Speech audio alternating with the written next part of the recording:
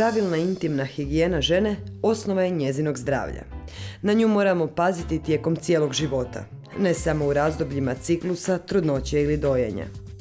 Međutim, nisu svi proizvodi koji nam se nude na tržištu jednako dobri za osjetljivu žensku intimu.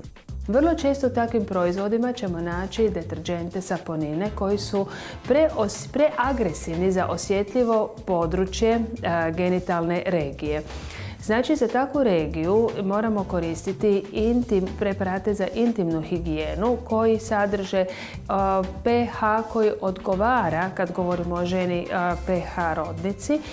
Zatim preparati koji ne sadrže saponine, ne sadrže deterdžente, nego sadrže vrlo često prirodne tvari. Najčešće je to kadulja koja je već stoljećima, odnosno od pamtivijeka poznata kao jedno sredstvo koje djeluje antiseptički, koji djeluje njegujuće i blagotvorno na sluznicu.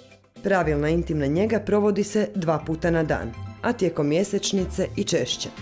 Stoga je važno odabrati proizvod koji ima blagokiseli pH.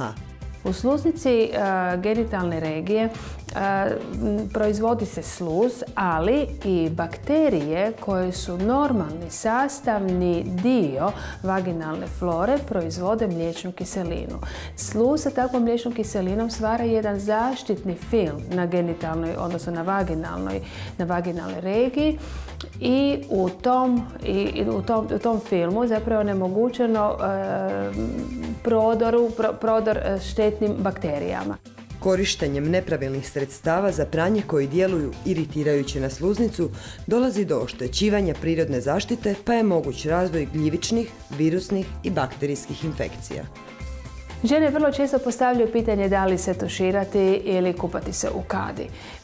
Tuširanje obično su svi do sada smatrali da je puno zdravije, dakle da je mogućnost bilo kakvih infekcija manja, što sigurno jednim dijelom stoji. Međutim, svakako se ženama savjetuje da prije kupanja u kadi moraju izvršiti higijenu na bideu i sa preparatom za intimnu higijenu i tek nakon takvog pravilnog pranja onda ući u kadu gdje onda mogu koristiti dalje sredstva s kojima se žene obično vole koristiti.